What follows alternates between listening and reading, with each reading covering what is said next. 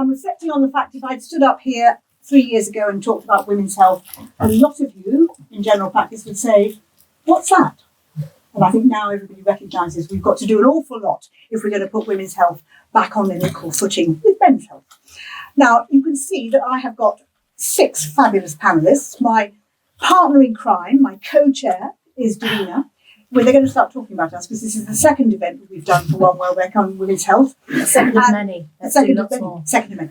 Okay, and so we thought it was really great to do it on International Women's Day, which of course is tomorrow. And this is not a new thing either. Tomorrow will be the 104th anniversary of International Women's Day. So that's something to conjure with. And I actually went and Googled funny International Women's Day quotes and strong ones and rude ones and all sorts of things. But as I said earlier, could someone please come down to the front? And I was reminded of what Margaret Thatcher said. She's in the funny list. If you want something said, ask a man. If you want something done, ask a woman. So thank you, ladies, for moving to the front. And I thought I would also share with you some famous ones. I'm particularly fond of Eleanor Roosevelt, who always used to talk about the fact that well-behaved women rarely make history. Think about it. And then the other thing that she used to say was, women are like tea bags. We don't know our true strength until we're put in hot water. So with that, I'm going to move on to talk to our panellists. What I'm going to do, I think, is introduce them as well. I asked them to speak because they've got fantastic bios, fantastic credentials, but you can get hold of all that on the internet or on the OneWelbeck Partners brochure. So I'm just going to introduce them very, very loosely, and then, because you can access all of them, and I really want you to hear what they've got to say, because we've asked them to come to celebrate the hashtag for International Women's Day 2024, which is Inspire Inclusion. So what I hope everybody's going to go away thinking about is that we've included all these different specialties, all of whom have got a totally different take about the way they need to listen to, investigate and treat women compared to their male patients. So they all treat men as well. No, apart from Elaine, you don't do that. But they've all got very, very different takes. And I think that's what's been so exciting about setting up the Women's Health floor and the centre at OneWelbeck, and that is that the collaborations don't just go across gynecology and breast health, but they go up and down the building. And I've made some fabulous friends and colleagues in almost all the other specialties. And if you've got the stamina, we can do another one in a couple of weeks with a whole different group of female specialists. So with all that, I'm going to start off with to talk to Aisha Opel, who is a cardiologist. And I think that you'll be quite surprised to hear about some of the things that she's got to say. And Davina, we know that you have to leave at 8, and please feel free to just slip away. Thank you so much for your support. And one of the things that we were talking about earlier is the fact that you have done so much for women's health by championing the menopause with your programmes and getting people to talk about it. And I think it's only because of you're breaking down that silo and those taboos that we're now actually able to talk about women's health right across the life course. And so one of my passions at the moment, wearing my Women's Health Ambassador hat, is trying to tell government and DHSC and NHS England and anybody else who will listen that actually if we got this right for girls and women in every decade of their life, then we wouldn't need to worry about having menopause campaigns, because it would be very obvious that women have a reproductive life that comes to the end at about the age of 50. And then we wouldn't have people and you having to tell your story about how difficult you found it. Do you want to make a comment before we go on to cardiology?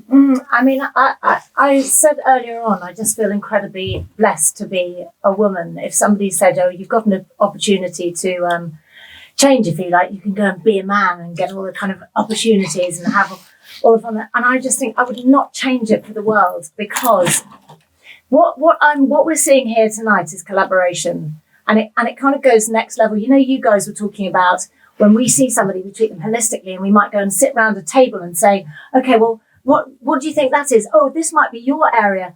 I just don't see that other places. It's like, oh, I've dealt with you. I've helped you with this one thing. And then you go off and deal with the menopause. I don't really know anything about that, so you're on your own. But I don't feel like women can do that. I feel like you would think, hang on a minute, you're going to be struggling with that. Let me introduce you to somebody else. It's such a collaborative thing. And all of you that have come here, And I think my big thing is that I'm not the first one. I mean, I was talking to somebody today, Diane Danzebrink. You know, she's been quietly on her own, championing women in the menopause, make menopause matter, making such an amazing difference on her own, just as a woman sort of in her kitchen doing it for 10 years. I sort of waltzed in 4 years ago and take all the sort of glamour and everything, and poor old Diane's, but, you know, she's an amazing woman. You know, Mariella Fosdorf, Kirsty Walk, she did a documentary. All these women are doing it. And I'm sure lots of you also are sharing in your own way online and everything, and making an enormous difference. So I don't really want to take any of the glamour. I just am very loud. And but my favourite thing is talking to experts and talking to experts online, because, you know, selfishly, I get so much from it. But I can see that if you get 2 minutes, read the comments that come in, I'm going to start crying. I'm going to do any live that I do. It would break your fucking heart. That these women, sorry I swore, somebody told me not to swear. These women have nowhere to go. They don't know where to go. And I keep thinking, well, we must have told everybody. Everybody must know by now. We've been banging on about it for 4 years. You know, we've all been talking about it for so long. They still don't know. They still don't know where to go. And they're terrified and they're frightened. And I know, you know, it's just a normal part of life. But for a lot of women, and for the vast majority, I suppose I'm skewed. You know, I have a skewed vision of it, because I only see it's a bit like you guys. You only see the problems in your specialities. But I just see women that are crying out for support and help. I can't answer most of their questions. They need specialists. But in a little way, I just keep trying to spread the word, because the work is never done. That's what I feel like. And even in a few years, when you say, like, hopefully we'll never have to do this, we will always need to spread the message. But that's why I love being a woman. We are communicators. You tell me something interesting, I'll go and tell 10 other women, who will go and tell 10 other women. And that's how we do it. And that's how they did it in, you know, with cavemen. You know, when there was no books and no radio and no way of communicating. Well, you've done a fantastic job, Davina, because for any of you who've got patients who are worried about having a coil fitted, just go on to Channel 4, the Pill Revolution, and you'll see me putting a Mirena coil into Davina on camera. Fairy fingers. And she says, that Fleabag moment, oh, it's fairy fingers. And then for months afterwards, so I still get them when you're coming into the clinic, whether it's at St Mary's or at OneWelbeck, saying, I want to Davina McCall. So you've done a lot. So it really is important. You don't have to be in pain. If you're having a hysteroscopy, you don't have to be in pain. If you're having a copper coil put in, you don't have to be in pain if you're having a Mirena put in. It's not difficult. Mm-hmm. Now, we're going to turn to cardiology. And so Aisha O'Bell, who's a famous cardiologist and electrophysiologist, and I'm not going to go into all the other background stuff, because we just want to hear the gems from you. So what is so different about men and women? Gosh, yes, it's a big area in cardiology. So firstly, I've got to say, and I think I was saying earlier, when I hear women's health, for me, until a few years ago, that meant all gynecological things. But of course, that's not true. It sounds so obvious. Men and women are different. And that applies to health, all types of health, especially heart health. Women do not come along with the same symptoms as men. And there are several influences in their life as well. And I think I'm going to sort of lead on from where Davina was talking about menopause, perimenopause. I'll start there really, because at this time, you will all know that women will describe palpitation. Actually, I'm going to take a step back and talk about the heart itself. The heart is a muscle bag. It pumps blood around the body. It has its own blood supply and it has its electricity. You all know that. But obviously, in the main, people think about coronary artery disease and arteries becoming furred up and narrowed up and chest pain. But actually, women will come along with different symptoms to men if there's furring up of the arteries. Going back to the menopause, when estrogen levels drop, women's cholesterols will go high. So I've had a number of women in my clinic saying, I haven't changed anything. My diet is the same. My exercise level is the same. I track my cholesterol. It's gone up. The only thing that's happened is that I've got older. And I say, well, you're also postmenopausal now. That's going to put your cholesterol up. The protective effect of estrogen has now gone, unless you're an HRT, has now gone. Your risk of coronary artery disease, furring up the arteries, has now gone up. The reason why women have heart attacks, angina later than men is because of because they've lost the protective effect of estrogen afterwards. Now, the other thing to note is that, of course, when people have heart attacks, we all think that means chest pain, tightness, heaviness. There was a big British Heart Foundation campaign last year on the billboards with a man with a tight band across his chest.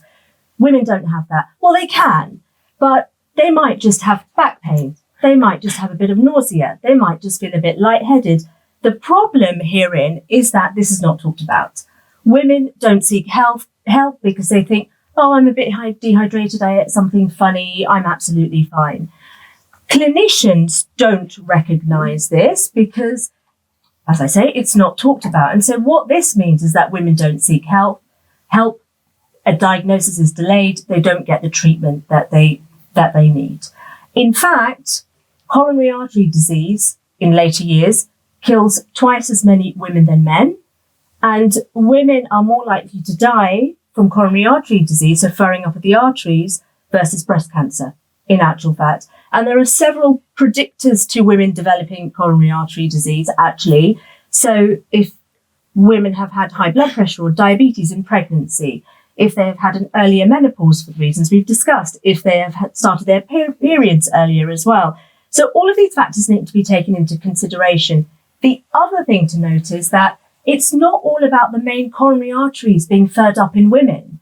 Actually, women can also get what we call spasms. So the arteries are clear, but they just do this, giving chest pain.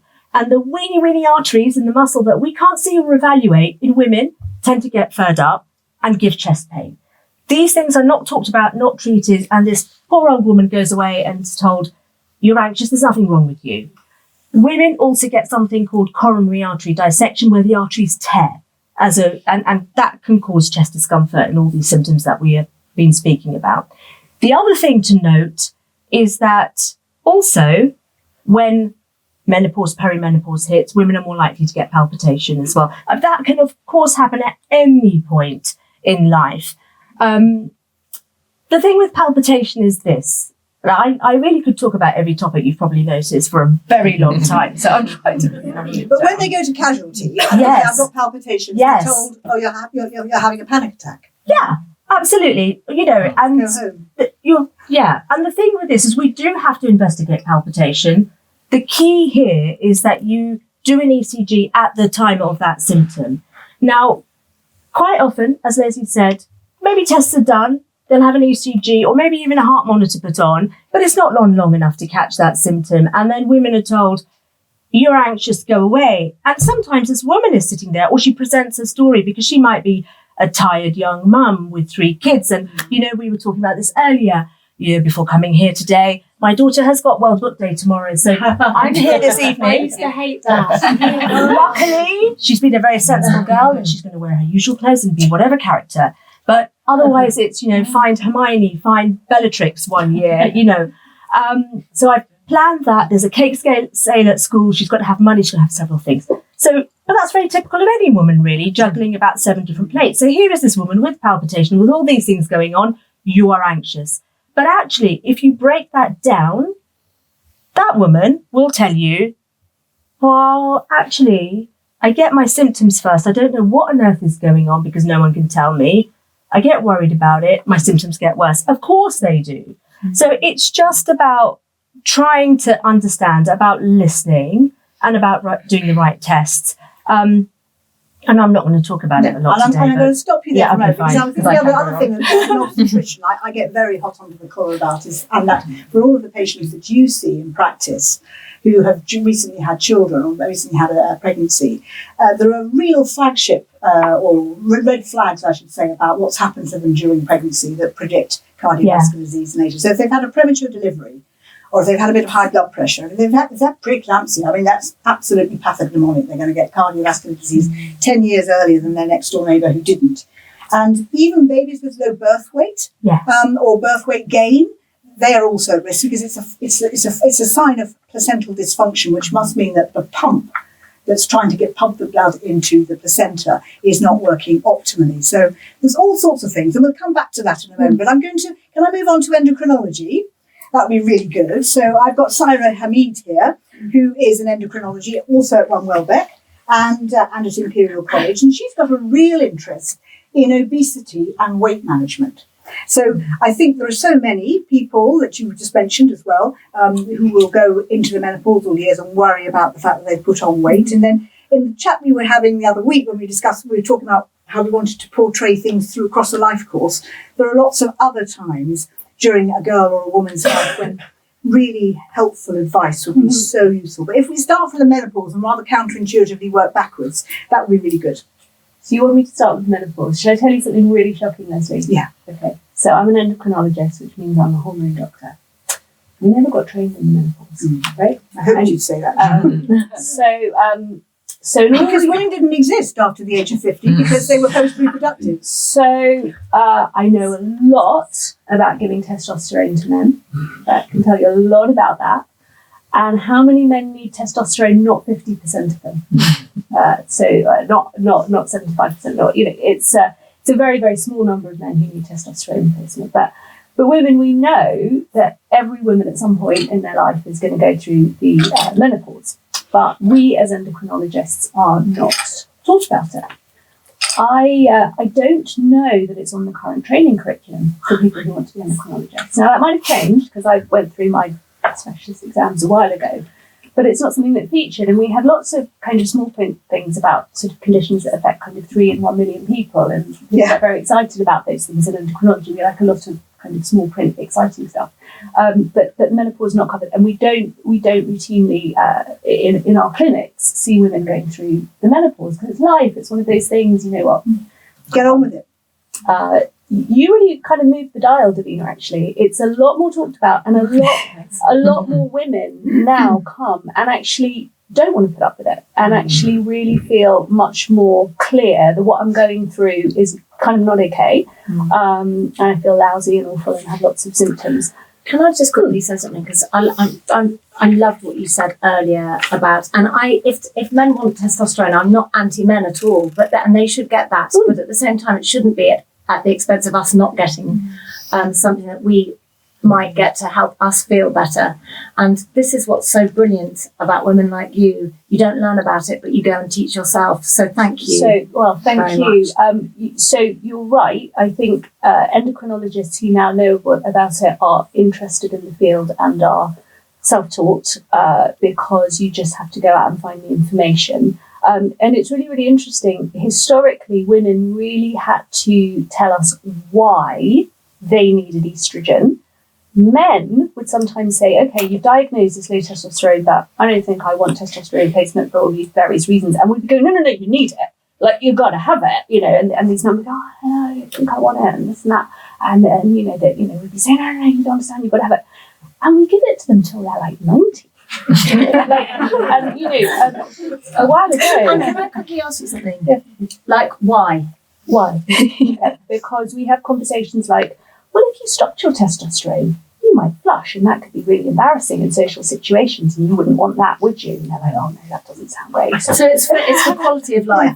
We're not allowed that. So I had a really lovely man a while ago. He's about 85, and he'd been on testosterone a long time. And he came to the hospital, and he said, look, it's a real hassle. I have to come up once every 3 months to get my testosterone injection, and it's a bother. And my wife's a bit fed up with the testosterone because she's not an HRT, and she's sort of, can I stop it? And we were all saying, no, what about your bones? What about your cognitive function? What about this? What about that? Anyway, he stuck to his guns and he stopped it, and good on him. But it's a very different conversation with women. Women often know the prescription is quite time capped. I don't see any 85-year-old yet, but the conversation is changing. So thank you, Leslie, for asking me about menopause. But it's something I've had to grow into. You're right. I see women in different phases of their life. The question I always sort of ask at some point in my weight consultation is, when did the weight become an issue? And women will always be very, very specific about when the weight gain started. So they'll tell you really, really, really accurately. Some women say at puberty. Some women say with my first pregnancy, some women say with menopause. And those are quite clear kind of milestones about why that's happened. All 3 of those big life events are associated with insulin resistance, and that's often the hormonal drive for weight gain. Sometimes women, though, will give a really, really specific age. When did this start? when I was 24, but you weren't going through puberty then, you're pregnant then, I wasn't. And when a woman gives a very specific age, it's really, really interesting to unpack that. Because then you go into, because most women I see are really smart, they're really switched on, they know about healthy eating, they know about exercise. So why did that happen when you were 24? And that's often about something happened. An event of some sort. And the way that you cope, the way that you manage, the way you learn to self-soothe was food. And that can be like 25 years ago, 30 years ago. And so before you even get into healthy eating and exercise and intermittent fasting, you've got to work with a woman about how else can you cope apart from food? Can we develop some other strategies here? So it's those kind of milestone events that are really fascinating to unpack. You've got to find out why the weight gain happened, because if something wasn't quite right and that led to a dysfunctional approach to food and eating, before you sort of hector on the other side of the desk, you must lose weight, what about diabetes, what about this, what about that? I think it's really, really important to mention, particularly to this audience, that weight can have a very protective function for women. And you might help them lose 20 pounds with your diet or your Ozempic and whatever, but actually they feel very vulnerable, very exposed when they've lost that weight. Maybe they don't want men looking at them and so on and so forth. So unless you kind of work through that, maybe with psychology, maybe with other stuff, they'll come back to you a year later, they've regained it because they feel more comfortable. So there's no point in banging on about blood pressure and diabetes and so on if the weight is actually a gain for that woman. There's a secondary gain. So that's also why that history of how it happened before you move anywhere into treatment is very important. Which brings the whole mental health issue into a really very stark focus, doesn't it? You will love this. There's a book coming out by a journalist who wrote a book called Chasing the Scream, but he's written a book about Ozempic called Magic Pill. And he talks about when you take somebody off Ozempic, and they immediately put the weight back on, but this is because exactly what you said. Suddenly they don't have this thing where they don't want to eat anymore, and when they're on Ozempic, they don't have the food to feed the thing that's covering the pain. Yeah. It's so interesting. It's so fascinating. So Ozempic and all those drugs are quite new. We have the history of knowing about this with bariatric surgery. So somebody has bariatric surgery and they can no longer eat a large amount of food, and that was the way they coped. That was the way they filled themselves up, and I don't mean like physically with food. So they have the bariatric surgery and now they're lean, but they need something else to fill up on. So it becomes gambling, shopping, alcoholism, sexual addictions, And so it's all about, it doesn't have to be food. And when it's food, people end up seeing me because they've put on weight or they've got diabetes or something. But, other people will be seeing people who are driven for the same reasons, but their fix is something else. So it's, So it's really important. The message here is it has to be a holistic approach, doesn't it? So you need to get her Sunday Times best-selling book. It's called Full Diet. Thanks for the plug.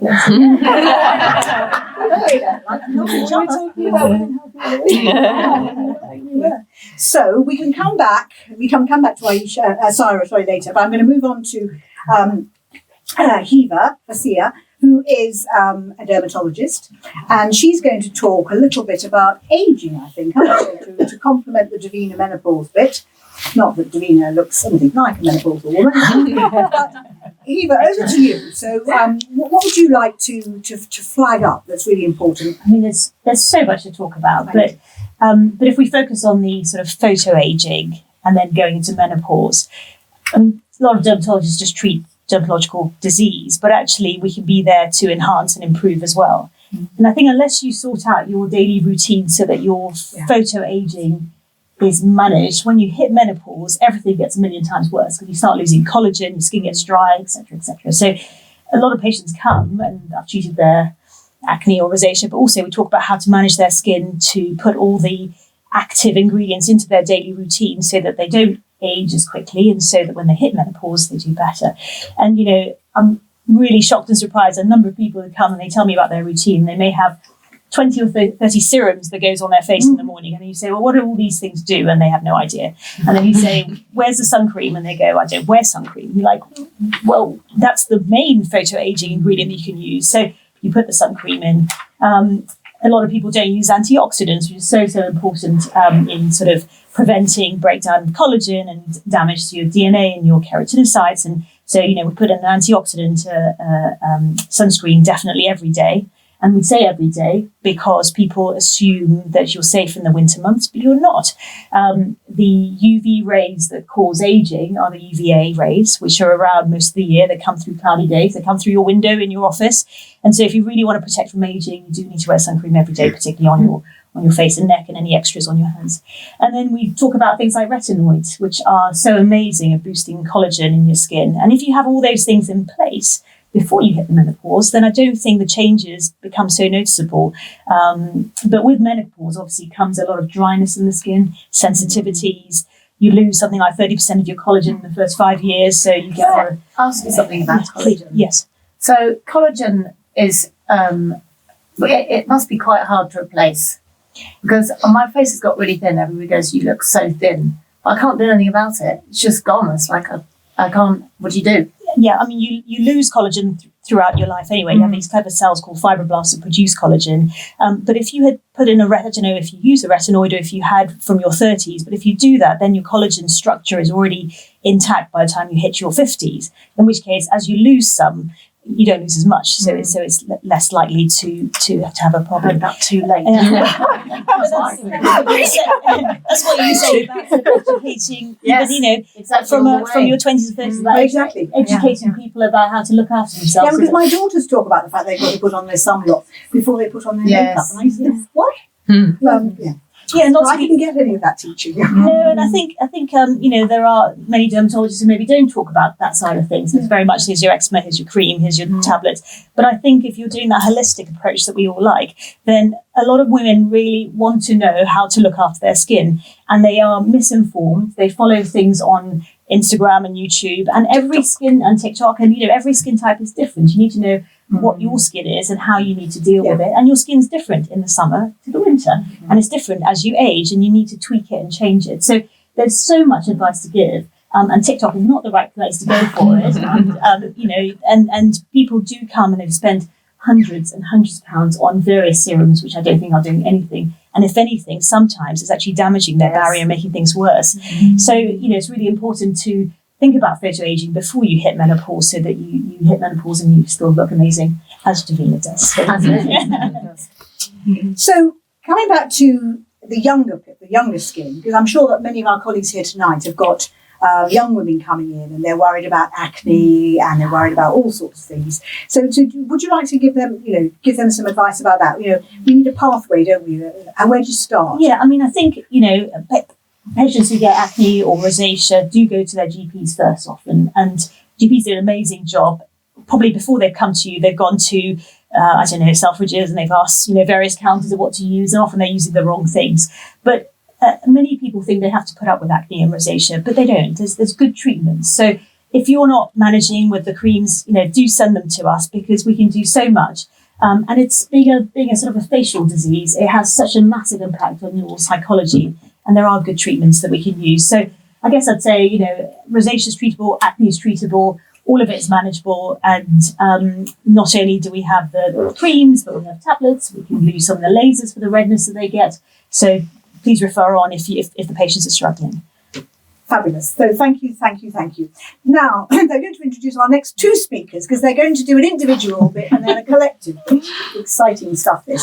So first of all, we have Sarah Mills, who is a gastroenterologist, and she's going to be talking about a variety of, you're going to talk about yourself, and then I've got Elaine Palmer, who's going to be talking about the vulva.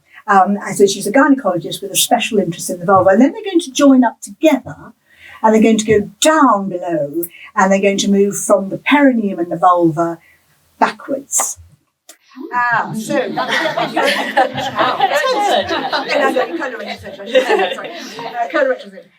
So Sarah, you start off, because when I first met you at OneWelbeck, I was really interested to hear you share with me the sorts of things that women come to you for.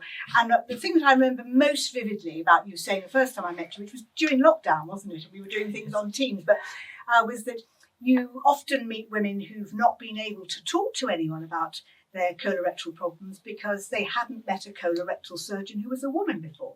Yeah, it's not the glamorous end of surgery. So there's a few of us around, but not that many. And no one loves showing their bottom to a doctor, and lots of women really hate showing their bottom to a male doctor. And lots of women come and tell me stories that really make me very sad. So they've put up with things for years and years because they didn't want to go and see anyone or show their bottom to anyone. Or sometimes they've gone to see, I don't want to malign our male GP colleagues who are more enlightened, but usually an older male GP who said to them, you know, what's going on down there? It's just part of having babies and you just have to suck it up and put up with it. And newsflash, you don't have to put up with any of that stuff. And very sadly, I often see women who come years down the line. I'll say to them, well, how old are your babies? And they'll go, oh, they're 30 and 35. And they put up with this stuff. So, so the times when I see peaks of women are around sort of the peripartum period, around childbirth and afterwards, and then women sort of at the menopause.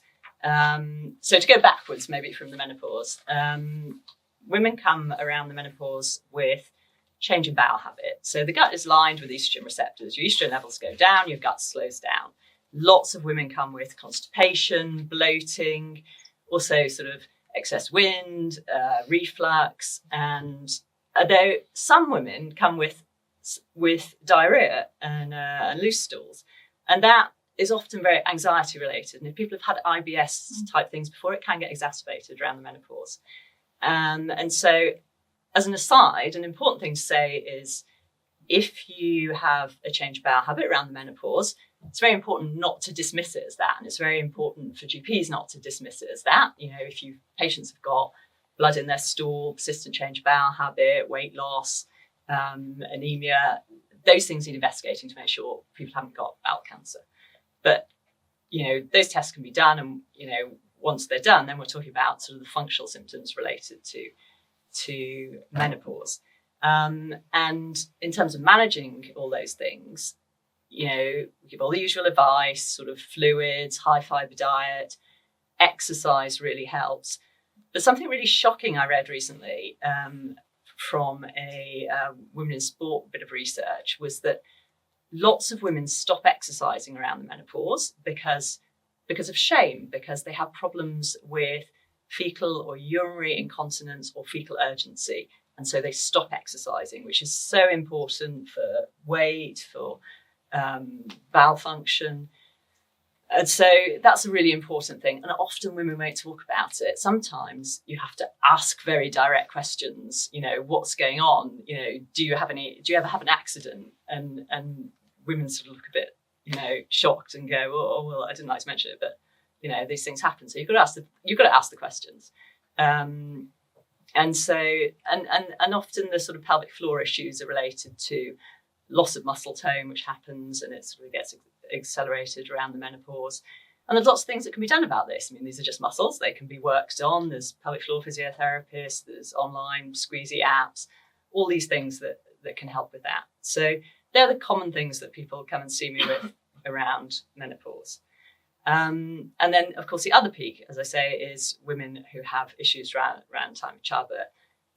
Childbirth is a source of all evil around the bottom, as far as I'm concerned. So, you know, there's the being pregnant and getting dehydrated and getting constipated and getting fissures and getting hemorrhoids and getting skin tags, and then there's delivering babies, and that makes all of that worse. And then there's being the breastfeeding and being dehydrated, constipated, fissures. There's all the opiates that they give you when you have babies, or if you have cesarean sections, you get acutely constipated.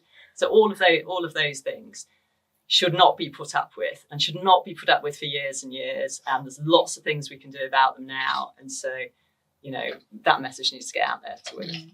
And it's really important, isn't it? Because I was just thinking back to one of the things you said right at the beginning, Davina, about how whenever you post something, you get really traumatised comments coming that make you very distressed. And I was just thinking, I chair Wellbeing Women, the charity, and Janet is here, who's our chief executive. We had a webinar a couple of months ago on pelvic floor problems. Well, first of all, more people signed up to it, or more women signed up to it than any other webinar we've held, which are all available on YouTube if you want to go and Google Wellbeing Women. But absolutely extraordinary. But the feedback on it made me cry.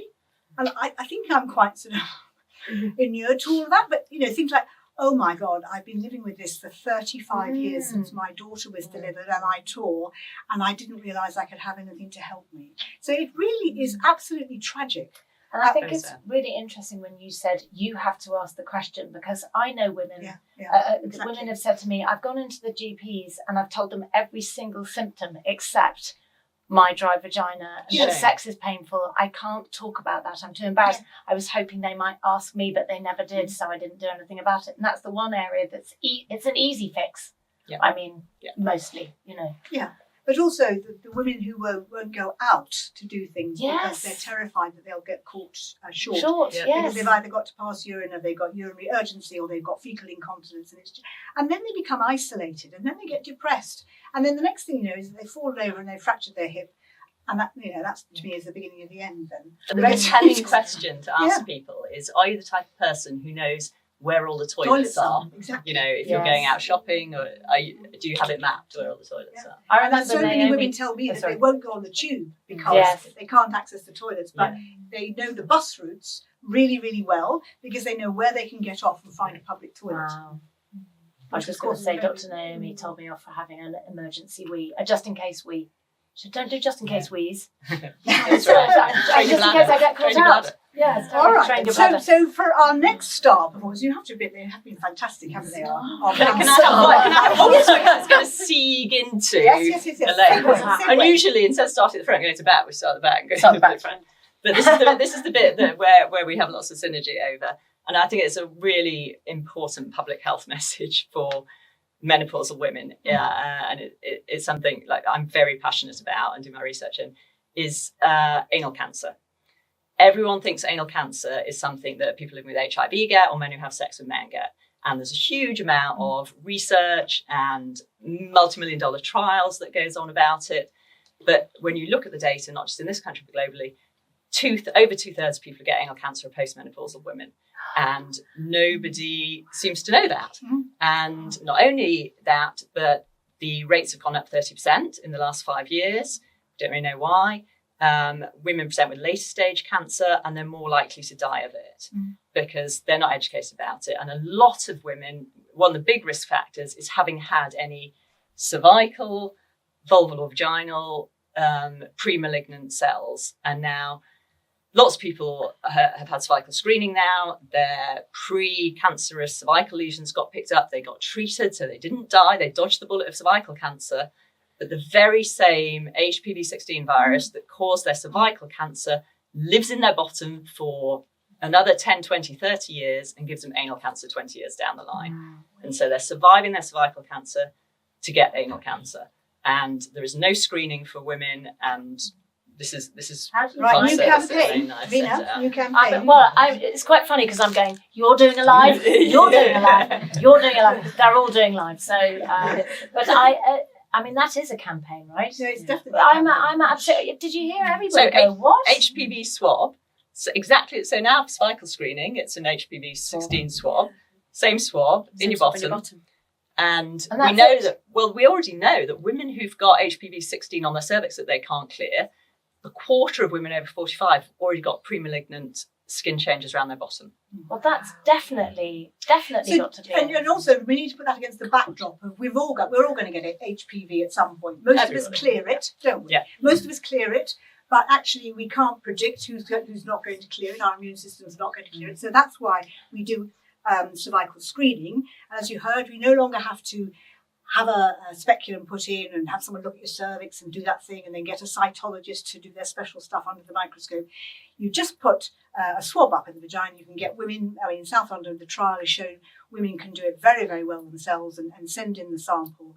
And if it's HPV positive, then they do need to have a smear and they need a cytological assessment. So how simple it would be to have two swabs. Exactly. One for the vagina and one for the anus. Or even the women that you find to be HPV-16 positive on their cervix, they should have an anal swab. Yeah.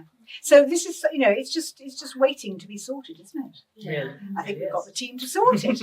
Okay, so that leads us in now to our vulval expert. So Elaine is is a very eminent gynecologist, but she's also absolutely passionate about the vulva, and frequently can be heard talking to people saying, yes, it's a vulva, it's not a vagina, it's a vulva, and it's an organ all on its own. So with that introduction, over to you. And then you can perhaps finish off by saying how you and Sarah have got this combo, this marriage in heaven, to sort out any anogenital cancer between you. Well, Sarah and I tend to come as a team, I suppose, if we start with that, because we've just talked about bottoms. And I think the thing that you're all doing at the moment is you're sitting on something. Whether you're a man or a woman, you're sat on it. And unfortunately, that's what we all do with disease down there. We sit on it. And we sit on it because we don't know how to ask for help. We don't know what to call that area. We're all embarrassed by it. I mean, what do we all call our bits? What do we call that area down there? How do we look after it? What do you tell your children? I think that's the other thing. What do your children call their bits? What did your parents tell you to call them? I mean, if you talk to my grandparents, they used to call it spending a penny.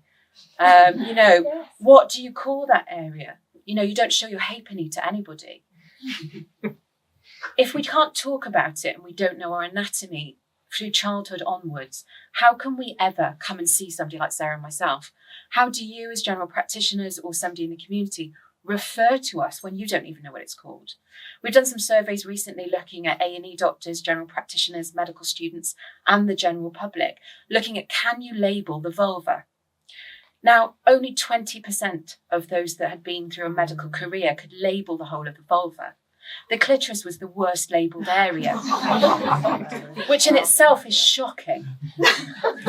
But what about the posterior fourchette? What about that bit of your vulva that all of the women that come to see us for any menopausal complaint, any complaint about sex, any pain?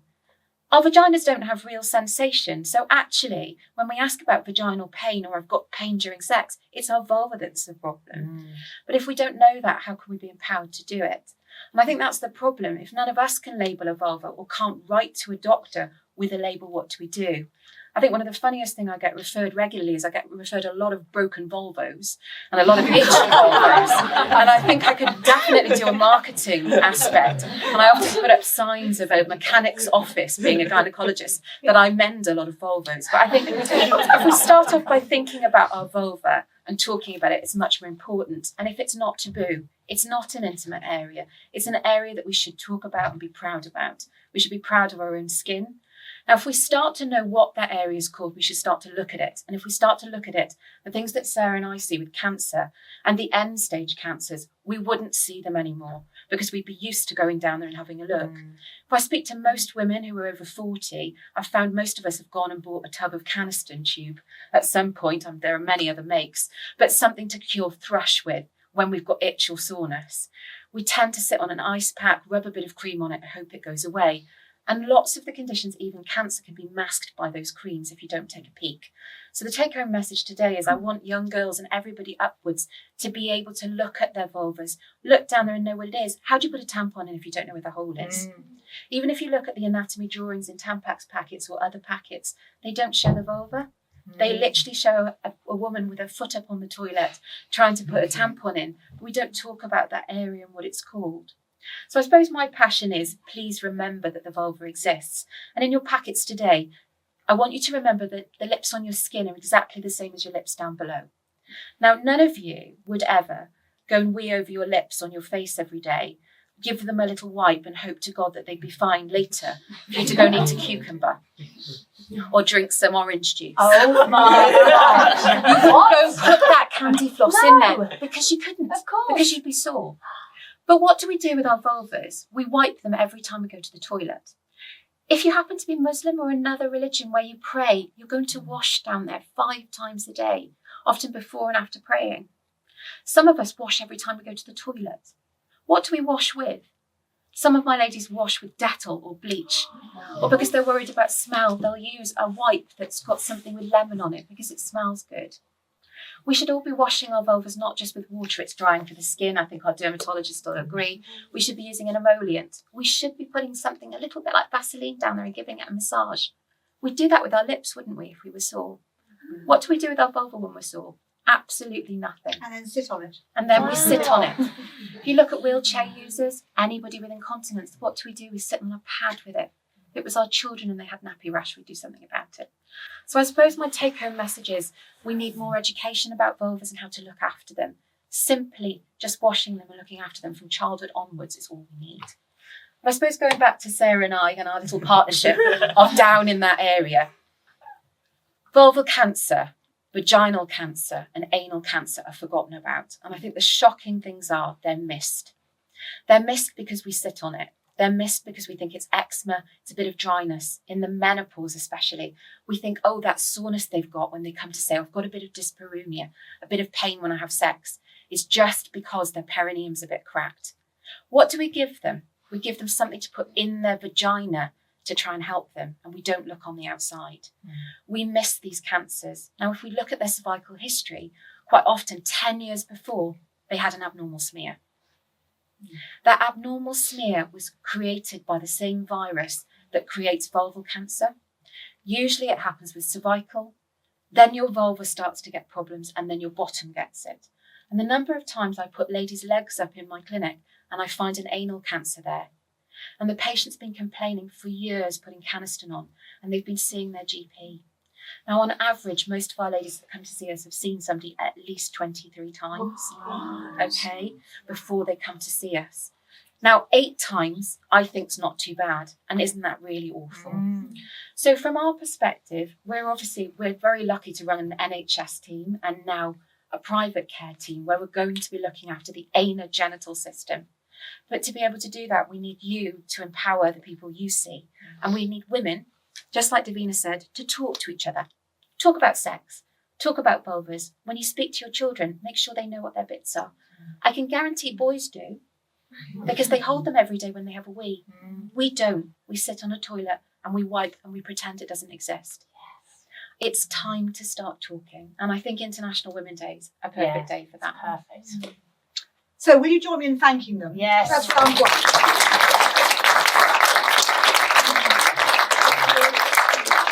Now, I think that there may be some questions. Is that right, from the audience? Yes, Leslie, I'm going to have to be a party pooper and steal Davina. Fine. Can I just When are we starting our well, career I'm- with Channel To be no 4? shot. I'm like, I told you it'd be fun. I don't want to leave. I am going somewhere good. You're going to appreciate this. You know where I'm going. I'm going to celebrate 10 years of the Lady Garden Foundation. I don't know if you know them, charity looking at raising money to fund research into the 5 major cancers. I'm going to be talking about you guys all night. Tell them about anal cancer. Yeah, I mean, thank you so much. Thank you. Can I just say it's Dame Leslie's birthday tomorrow? Please join in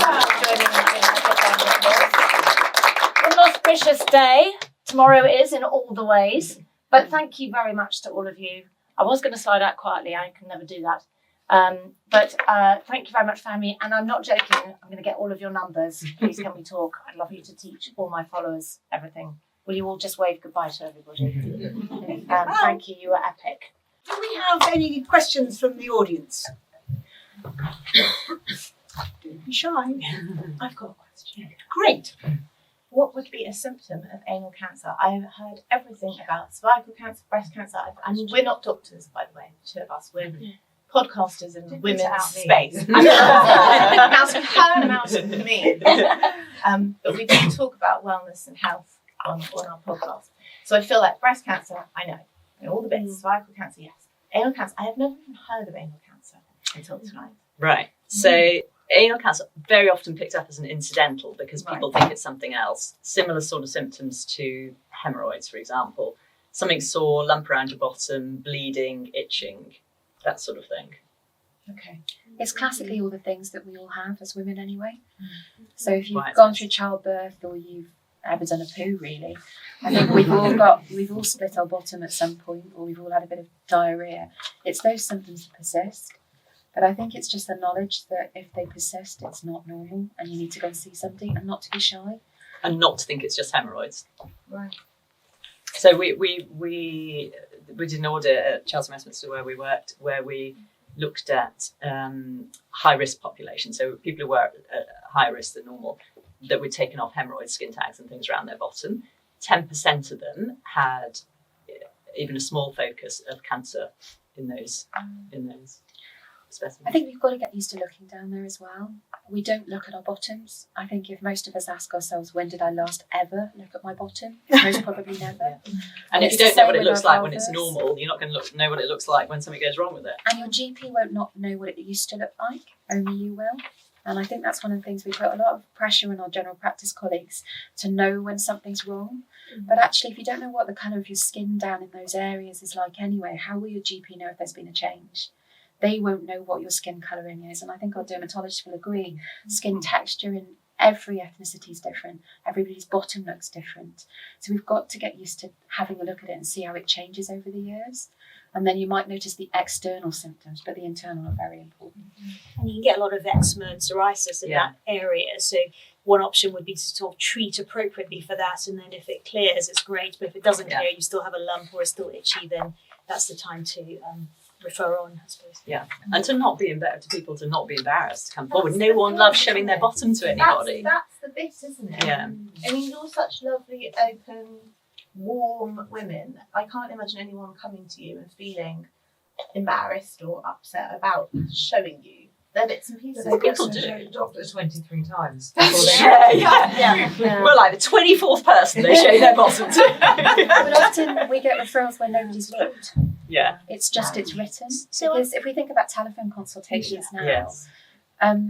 the way the world's changed since COVID, we've gone over to telephone consults, and that's wonderful because there's so much more access. But unfortunately, means there's not a lot of looking. And if you haven't looked yourself, how do you describe over the telephone to somebody else that's not looking? So, that's why we're very big on women and men knowing their own anatomy. So at least you can try to describe something. And also, we've had people who've been referred on bowel cancer pathways who've had an investigation for bowel cancer, which might be a virtual colonoscopy where someone sticks a little tube in their bottom, blows puff gas in, and they get a CT scan. But that's a radiographer who does that. They're not going to recognise an anal cancer on their bottom. Or they've had a colonoscopy, and even the gastroenterologist who's done the colonoscopy has not recognised something as they stethoscope in. So, and we don't have a look. If you think about when you go for your smear test, if you've ever had one, we don't look at the bottom, even though it's right in front of us. So actually, it's those kind of bits of education about having a look down there is really important. And that's also really important with the postpartum issues around the bottom, because lots of women have a tear, have a few stitches, something like that. That kind of heals up. They go and see a gynecologist, and they say, well, the tear's healed, and women are going, well, I'm still in terrible pain, still walking around like a gorilla. What's going on? And it's just you've got to look a little bit further around. They've usually got an anal fissure. Yeah. So we've learned a lot of really interesting things, haven't we? We've learned, and I'm going down the line, so we've learned that endocrinologists, for the most part, aren't taught about the menopause, and yet there is an inevitability for every woman in this room. If she reaches the age of 50, she will become menopausal. So we've got to change that. That's one campaign. And then we've learned from you about the importance of photodermatology, and you've also written a lot of books, haven't you? In your team, I think, we're BMJ Dermatology Team of the Year for the photodermatology. So we've learned about that, and that every age group needs to be thinking about protecting their skin for the future. I've got a very lovely girlfriend who always says to me, the trouble with becoming menopause is gravity. Which I'm empathizing with. And then we learned about the heart and how women are presenting so differently. So when women come in saying they've got funny pain, but it doesn't sound like angina pain, we've got to listen to them. And if they're having palpitations, they're probably not having a panic attack. We've got to rule out so many other things beforehand.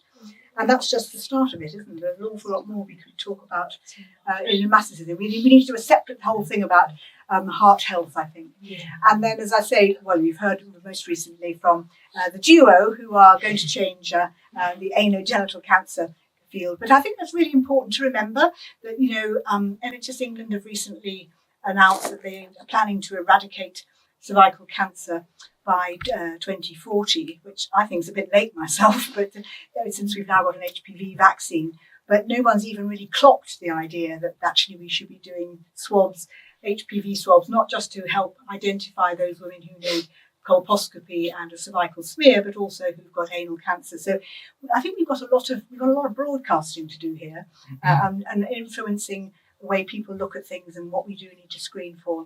And I would say we haven't really talked about menstrual problems tonight, but I couldn't lose an opportunity to say that, you really do need to ask women, who are 51% of the population, if they're of reproductive age. All you need to do in your surgery is say, and how are your periods? You don't have to be an expert on periods, but then the second question you need to ask them is, do they ever stop you going to school, college, work, or caring for someone in your family? And if the answer is yes, that is not normal and they need referring. So I have seen 2 women already this month. It's only the 7th, isn't it? The 7th of March. I've seen 2 women this month at OneWelbeck who have had absolutely appalling periods, and no one's actually ever asked them, how has it affected their lives, and they thought they just had to get and come in anemic. And that would be my other thing as well, for the menstruation thing, that in addition to doing someone's hemoglobin, would you please check their serum ferritin? Because you can have an entirely normal hemoglobin, but if your ferritin stores are below 40, and lots of women of reproductive age are, it means you've lost more iron than you can ingest every month. And they feel absolutely awful. And the other thing they'll tell you is that their hair's falling out. So when you get a woman back on her iron supplements, or you get her an iron infusion, which you will have on the 7th floor of OneWelbeck, I'm sending people there almost every week, you will get the most amazing thank yous from those women, because the one thing that women in their reproductive years do not want to do is lose their hair. So I think there's all sorts of bonhomie moments here. So will you join me rather in thanking all of our panellists. So to Elaine, to Sarah, to Aisha, to Hiva, and to Syra. You've done a fantastic